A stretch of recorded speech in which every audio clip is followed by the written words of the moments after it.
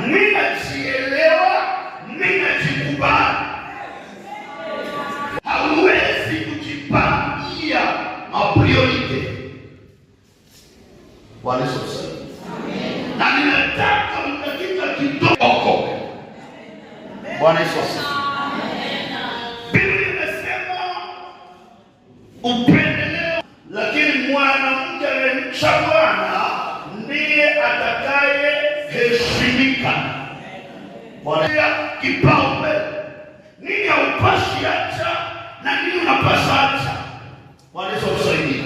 Na kama ukipata Bwana Yesu asifiwe. Amen. Bwana Yesu asifiwe. Amen.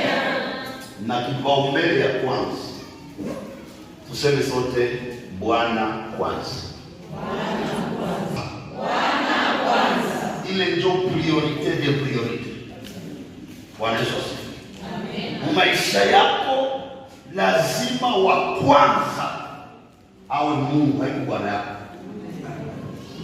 Haiko pastor, haiko mama yako, haiko mjomba yako, haiko baba yako.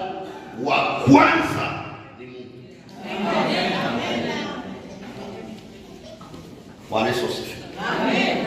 Wewe mwanamke aliyeokoka anapaswa patia Mungu priorite mu maisha yake.